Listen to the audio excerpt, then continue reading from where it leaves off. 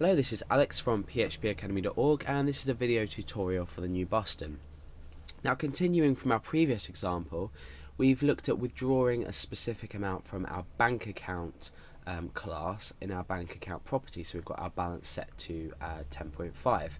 Now in this example we're going to be depositing money into our account. So let's go ahead and set this back to 0.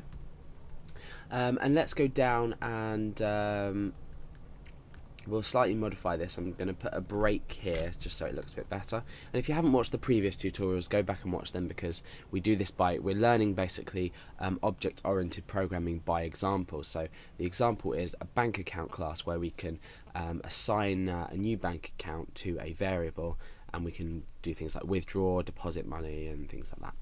So let's get rid of this withdraw line and let's start to create a new method that's going to allow us to deposit money in.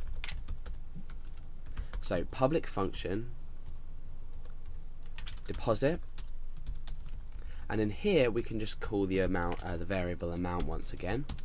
Now there's no real limit we need to check on this, because you know the person's free to deposit as much money as they want into their bank account generally. So all we need to do here is say this balance, remember, and then we need to say equals this balance plus amount. So we're starting balance out with 0, so our balance is 0. With this deposit method, we're taking in an amount with an argument here, and we're adding it to our current balance. So let's go down and check that this works. So we're displaying our balance here, and we are updating our balance in here. So again, we use Alex, and then we say deposit, and we can deposit an amount. So I'm going to deposit, let's say, £1,000 into my bank account. So I'm depositing 1,000, and then I'm displaying my balance. So let's get rid of this line first of all and see what we're left with. So balance 0. So now let's come into our code and uncomment this. So now we're depositing £1,000, and our balance now changes to 1,000. So now what happens if we want to deposit £1,000 and then we want to say withdraw 200 and something? So we can say withdraw 245, for example. So you can already see that this is such an easy way, once you've got your correct structure set up, to do specific things with your class. So we're modifying the property values. So let's come in and refresh. You can see it's changed to 755. So we've taken 245 off of the balance. Okay, so what we're going to be doing now is we're going to be creating a new instance of this bank account class, but in another variable name, and this is going to allow us to have individual values for each class that we initiate, if you like. So let's go ahead and get rid of this first of all, and get rid of this so we can write it out in a moment. So Alex equals new bank account. So what happens if I want to say Billy equals new bank account? Well, let's go ahead to our page and refresh and test our code. You can see that no error has appeared. So what we're essentially allowed to do is set two different variables with using the same class.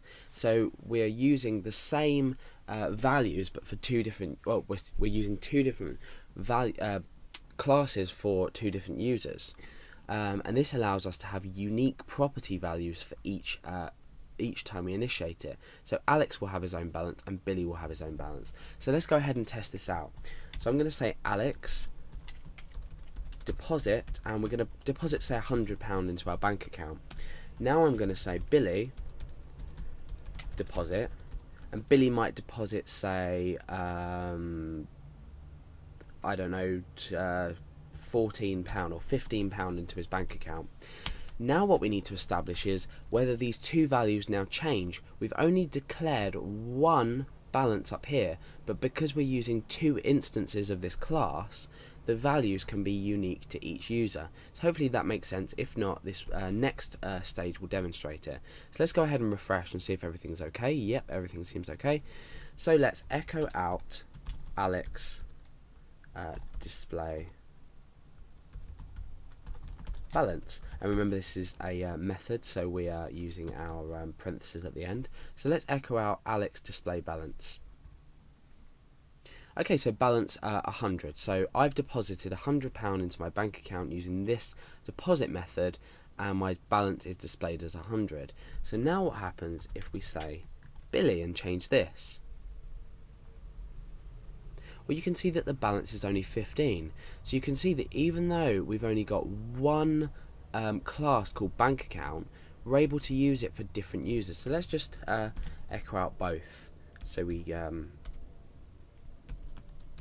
see this. So now we're going to echo Billy display balance.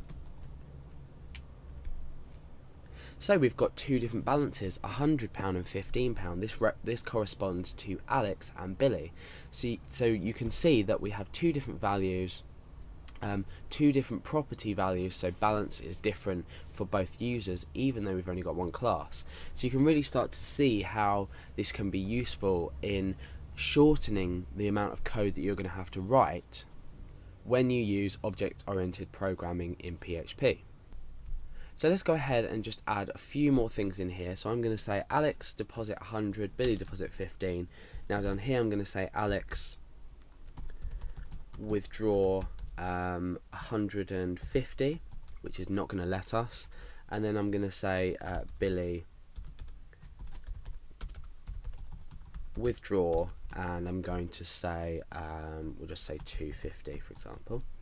So let's go back to our page, refresh.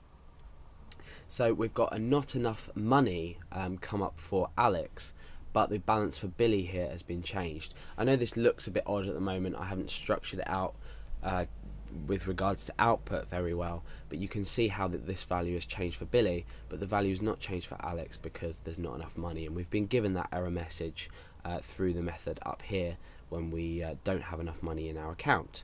So let's just go ahead and change this to something like 98. And when we refresh, you see that the balances change again. We've got 2 for Alex now because we've withdrawn £98 out of £100, and 12.5 for Billy because we've withdrawn £2.50 from our original balance of £15.